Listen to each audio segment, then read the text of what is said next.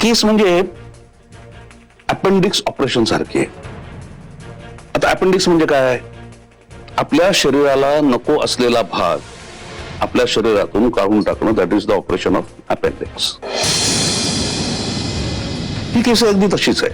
I am sorry काका, पण माझं यांच्याशी नातं मोडणं माझ्यासाठी इतकं सोपं नाही. I can understand. तू तुझ्या या वैवाहिक आयुष्यासाठी तुझ्याकडनं 100% दिलंस. हा, तिथं तुला कदाचित काही असेही प्रश्न विचारण्यात येतील ज्यामुळे तू इमोशनली डिस्टर्ब व्हायची शक्यता आहे.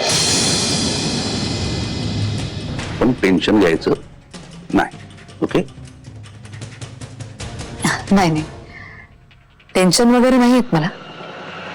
फक्त एकच सांगायचं आहे. आय मीन, तुमच्याशी बोललेच आहे मी. बाबांनाही सांगितलंय. कोर्टात यांच्या चारित्र्याबद्दल किंवा यांच्या आणि प्रियाच्या संबंधांबद्दल जेवढं कमी बोललं जाईल तेवढं बरं आहे. कसं आहे काका, डिवोर्स आम्हाला दोघांना हवाच आहे. मग त्यासाठी त्याच्या कारणांमध्ये फार खोलात जायची काही गरज आहे असं मला नाही वाटत. खरं तर प्रश्न फक्त शुभ्राच्या कस्टडीचा आहे आणि म्हणून त्यासाठी आम्ही. क्या बात आहे पृथ्वी. अरे खरं तर हिनं वकील व्हायला पाहिजे होतं. नाही म्हणजे मी कोर्टात काय बोलायचं हे हीच मला सांगते. नाही नाही, आय एम सॉरी काका. म्हणजे आम्हाला नाही नाही, come on, don't take it otherwise.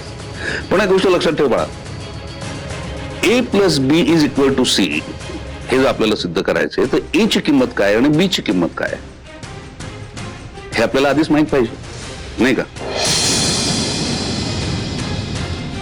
आता तुझ्या मुलीची जर कस्टडी आपल्याला हवी आहे तर त्यासाठी तुझा नवरा बाप म्हणून किती नालायक आहे हे सिद्ध करण्यासाठी आपल्याला काही गोष्टी टाळता येणार नाही.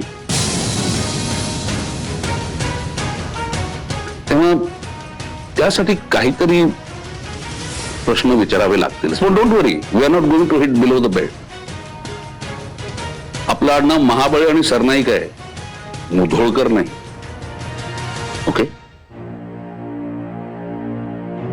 माझं आडनाव अजूनही मुधोळकरच आहे काका. डोंट वरी, फार काळ ते राहणार नाही.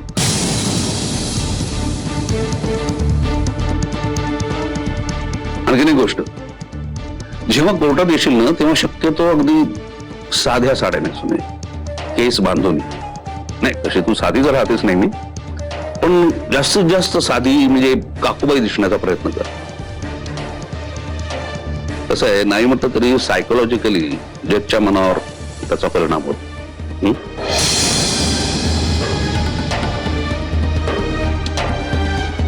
माझं एकच म्हणणं आहे प्रभाकर, मंजिरीच्या आयुष्यावरून हे सावट लवकरात लवकर जायला हवं. म्हणून रे तसंच होईल. अरे तुम्ही काय सिमल्याला गेला काय चहाची पानं खुडायला? पाठव लवकर.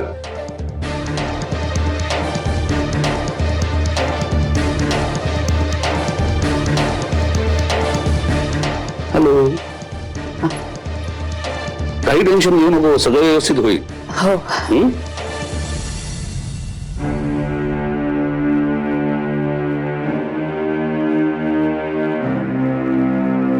काय? सॉरी.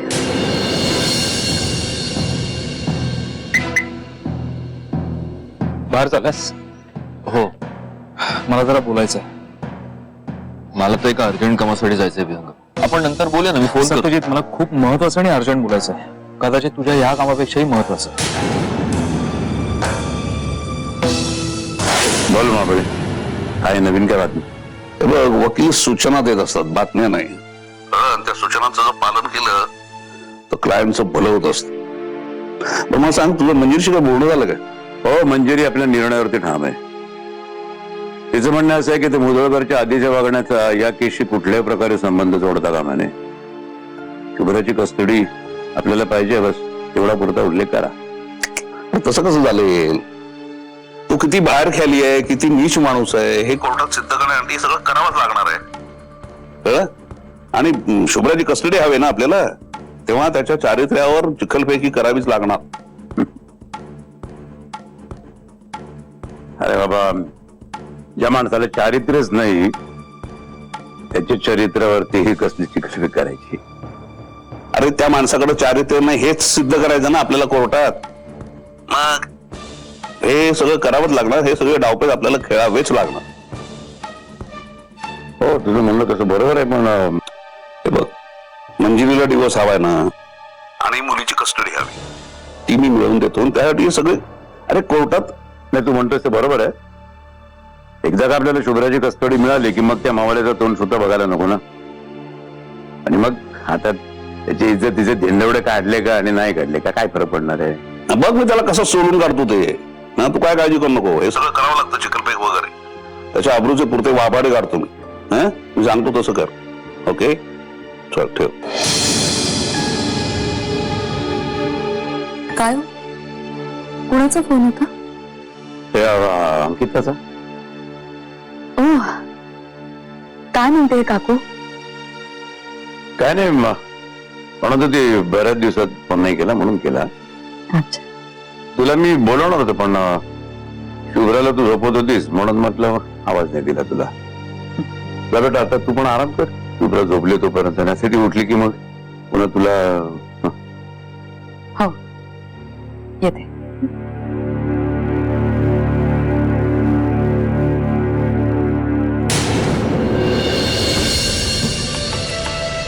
ये ना प्रिया, बस.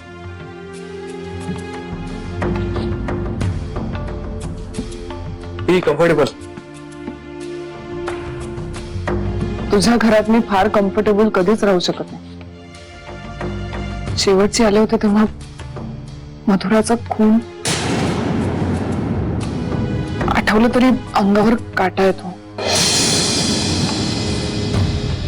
विचार कर प्रिया, ज्या घरात मधुराचा जीव गेला त्या घरात मी राहतोय, आणि तोही एकटा. आपल्या भेटीचा हा मुद्दा आहे का? ऑफकोर्स नाही. म्हणजे एकटेपणा हा मुद्दा आहे, पण माझा नाही, सत्यजितचा. कसं आहे ना प्रिया, मी आणि सत्यजित खूप जवळचे मित्र आहोत, पण आम्ही दोघही दोन टोकाची माणसं आहोत. मी एकटा राहू शकतो, दिवसभर खूप काम करतो, संध्याकाळी माझ्या मित्रांबरोबर टाइमपास करतो, वाटलंच तर एखादा पिक्चर बघतो, रात्री 2-3 पेग ढकलतो आणि शांत झोपतो. पण सत्यजितचं तसं नाहीये. तो वरून कितीही इमोशनली खंबीर आहे असं दाखवत असलं ना तरी आतून खूप हळवा आहे. तो अशा लोकांपैकी आहे ज्या लोकांना ना सतत एका जोडीदाराची गरज असते. माझं कसं आहे, मला माहितीये की माझ्या घरी माझी वाट पाहणारं कोणी नाहीये, म्हणून मला त्या गोष्टीचा त्रास होत नाही. पण सत्यजित साठी मात्र ही गोष्ट त्याच्यासाठी आयुष्यभराचा प्रॉब्लेम होऊ शकते. खूप वळण घेतोस विहंग, मुद्द्यावर ये. प्रिया, सत्यजित आणि मंजिरी वहिनींचा डिवोर्स होतोय, आणि त्यामुळे सत्यजित कोलमडून पडेल काय, पडलाय ऑलरेडी. आणि आता अशात त्याला आधाराची खूप गरज आहे, आणि त्याचा आधार तू होऊ शकतेस. विहंग, तू एका मॅरिड बाईशी बोलतोय. प्रिया, तुझं लग्न हा केवढा मोठा फार्स आहे हे तुलाही माहितीये. मी आई होणार आहे सुहासच्या बाळाची.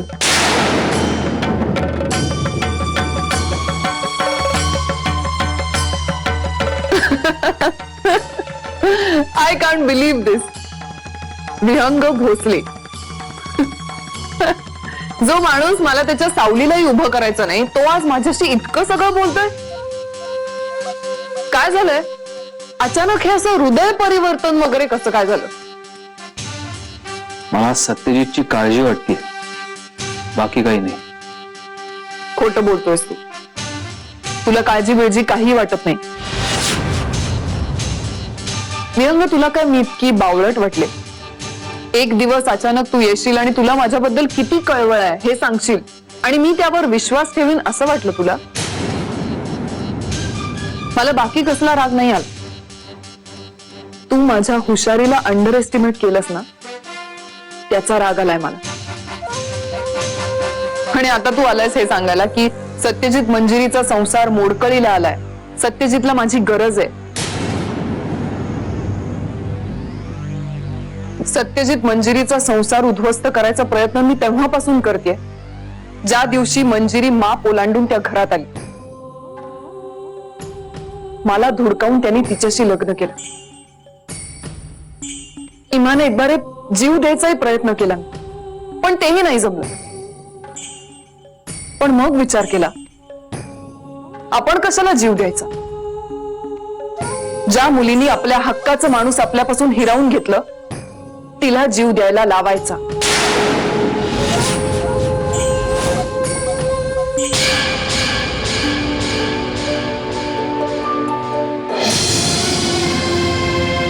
त्यावेळी सत्यजितच्या मनात जे आशिषवरून संशयाचं वादळ निर्माण झालं होतं त्याला मीच तर हवा दिली होती. आशिषची मदत घेऊन मी हा सगळा प्लॅन रचला आणि माझा प्लॅन सक्सेसफुल सुद्धा झाला. मंजिरीवर चिडलेला रागावलेला सत्यजित आपसुकच माझ्या मिठीत आला.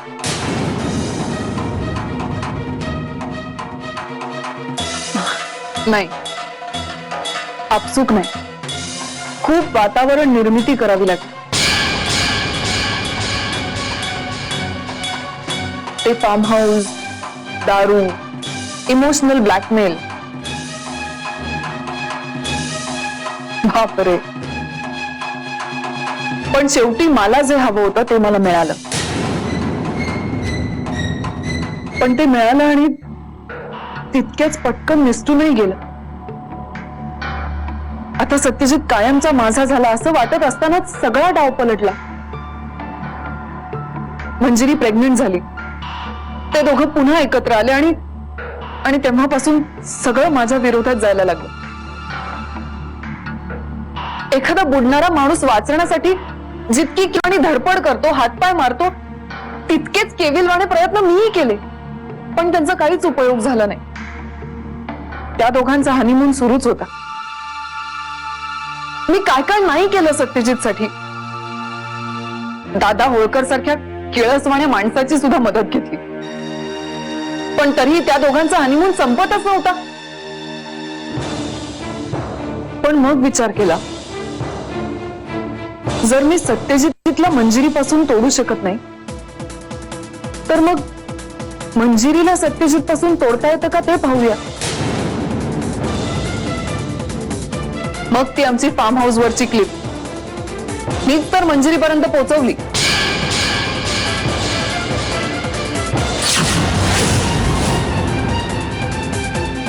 आणि मग फायनली मला जे हवं होतं ते झालं.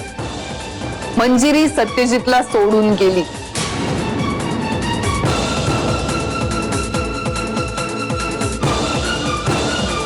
आणि तू आता आलाय मला हे सांगायला की सत्यजितला माझी गरज आहे. विहंग, ज्या दिवशी मी पहिल्यांदा त्याला पाहिलं ना तेव्हापासून मला हे माहित होतं आणि त्याला मिळवण्यासाठी मी काहीही करू शकते, कोणत्याही थराला जाऊ शकते. विहंग, तुझा विश्वास बसेल जर मी तुला हे सांगितलं की सत्यजितला मिळवण्यासाठी मी एक खूनही केलाय.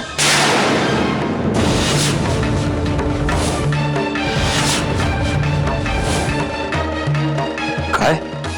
Yes, I have committed a murder. नाही नाही नाही, तुझ्या बायकोचा नाही. तुझ्या बायकोच्या खुनाशी माझा काहीही संबंध नाहीये. खरं खरंच. उलट त्यावेळी तर मी तिला वापरत होते एखाद्या बाहुलीसारखी. जाऊ दे, जो मेला त्यांच्याबद्दल बोलून काय उपयोग आहे. मुद्दा हा आहे की सत्यजितला मिळवण्यासाठी मी कोणत्याही थराला जाऊ शकते. त्या बावळट शालिनी मावशीपासून ते त्या गावंढळ आत्यापर्यंत त्या सगळ्यांना आयुष्यात झेललंय मी. दादा होळकर सारख्या विकृत माणसाचे अत्याचार सहन केले. तो मूर्ख सुहास ज्याची माझ्या बरोबर उभं राहायची लायकी सुद्धा नाही, त्याच्याशी लग्न करून त्याची बायको बनून राहिले मी. अरे आणखीन काय काय करायचं सत्यजितसाठी. 2 लोकांनी प्रेमात एकमेकांसाठी जीव दिला, अशा लोकांची खूप कौतुक ऐकली. पण प्रेमासाठी स्वतःच्या आयुष्याची राख रांगोळी करून घेतली असं कोणी आहे? आहे, मी आहे. आणि हे सगळं मी फक्त सत्यजितला मिळवण्यासाठी केलं. त्याची ती फडतूस मुलगी जन्माला येणार नसती ना तर आतापर्यंत तो माझा झालाही असता. मंजिरी प्रेग्नंट होती ना तेव्हा अनेक वेळा असं वाटलं की असं काहीतरी करावं जेणेकरून ते मूल कधी जन्मालाच येणार नाही.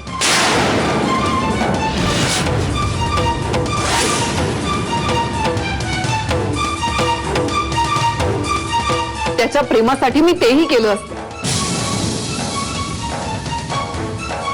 चालते. मुद्दा हा आहे की मी सत्यजितसाठी काहीही करू शकते. त्यामुळे तुझा शहाणपणा तू स्वतः जवळ ठेव. माझ्या वाट्याला जाऊ नकोस. एक खून पचवलाय मी. तुला कधी तुझ्या बायकोला भेटायला वर ढगात पाठवीन ना, तुझं तुलाच कळणार नाही.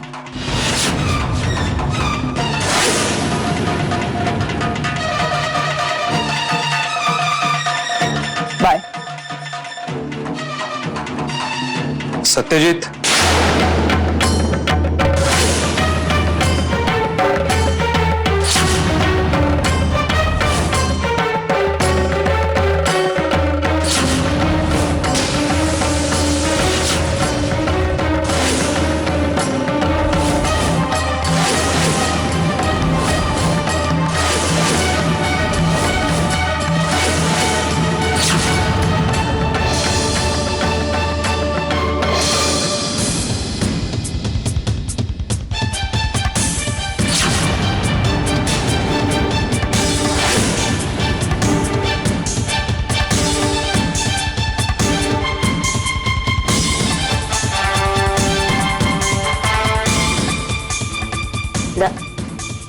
दादा मी तुम्हाला म्हणलं होतं ना, मी एक दिवस पुराव्यानिशी प्रियाचा खोटेपणा सिद्ध करू. आता ह्याच्यापेक्षा काय मोठा पुरावा हवाय तुम्हाला?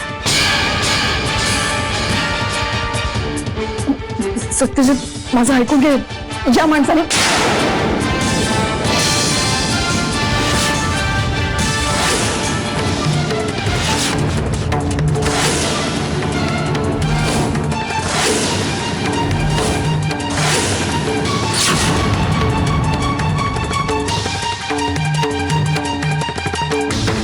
मला भ्रूण हत्येचं पाप माझ्या डोक्यावर नकोय,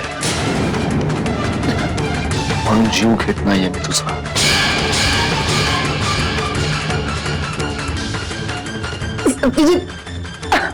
पण आजपासून तुझी काळी सावली माझ्यावर आणि माझ्या घरातल्या कुठल्याही माणसावर पडता कामा नये.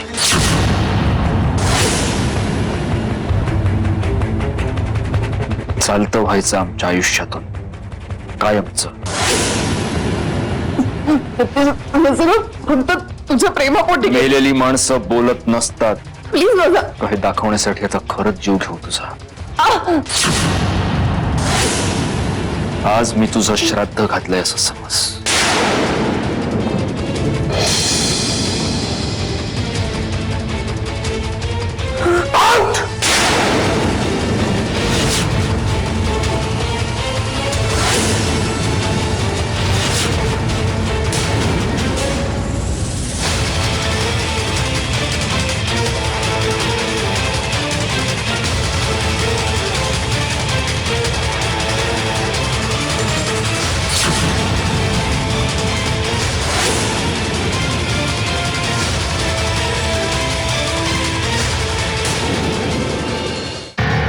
आता तरी तुला प्रियाचं खरं रूप कळलं असेल. आजपर्यंत तुझ्या आयुष्यात घडणाऱ्या प्रत्येक विपरीत घटनेला प्रियाच जबाबदार आहे. त्यामुळे माझा आजपर्यंत हाच प्रयत्न होता की प्रियाचं हे बेगडी रूप शक्य तितक्या लवकर तुझ्या समोर यावं. सत्यजित, माझं एवढंच म्हणणं आहे, आता तरी तू मंजिरी वहिनींना घटस्फोट देण्याच्या निर्णयाचा पुन्हा एकदा विचार करावास.